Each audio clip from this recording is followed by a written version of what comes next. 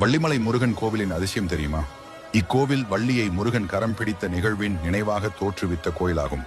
9ஆம் நூற்றாண்டில் கட்டப்பட்டதாக கருதப்படும் இக்கோவில் 1200 ஆண்டுகளுக்கும் மேல் பழமை வாய்ந்தது. இக்கோயில் வடக்கு ஆற்காடு மாவட்டத்தில் வாலாஜா பகுதிக்கு அருகே அமைந்துள்ளது. இந்த கோயிலின் மூல தெய்வமாக வள்ளி தெய்வானையுடன் முருகன் காட்சி அளிக்கிறார். புராணத்தின்படி இத்தலத்தில் வளர்ந்த வள்ளி முருகனை கணவனாக அடைய விரும்பி திருமால் பாதத்தை வைத்து வழிபட்டாள். கன்னி பருவத்தில் அவள் திணை விளையும் நிலத்தை காக்கும் பணி செய்தாள். அங்கு வந்த முருகன் வள்ளியை திருமணம் செய்ய விரும்பினார்.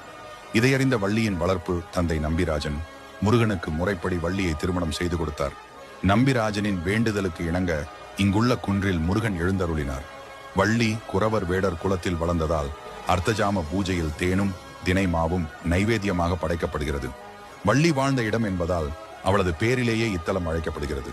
முருகன் வள்ளியுடன் பேசிக் கொண்டிருந்த போது அங்கு நம்பிராஜன் வந்துவிட்டார்.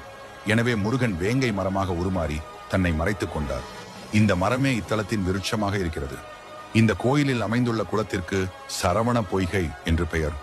வள்ளிமலை கோயிலை புதுப்பிக்கும் பணிகள் நடந்தபோது 8 கால் மண்டப பகுதியில் உள்ள ஒரு கல்லை அகற்றும் போது அங்கிருந்து வாசனை நிரம்பிய புகை வந்ததாகவும் அதற்குள் சித்தர்கள் தியான நிலையில் இருந்ததை பார்த்ததாகவும் கூறப்படுகிறது. அதனால் அவ்விடத்தில் மட்டும் எந்தவித மாற்றமும் செய்யாமல் அந்த கல்லை அப்படியே மூடிவிட்டனர் என்றும் தகவல்கள் தெரிவிக்கின்றன. தற்போதும் அப்பகுதியில் சித்தர்கள் தவம் புரிந்து வருவதாக கருதப்படுகிறது. அதனால்தான் அப்பகுதி எவ்விதத்திலும் மாற்றியமைக்கப்படவில்லை.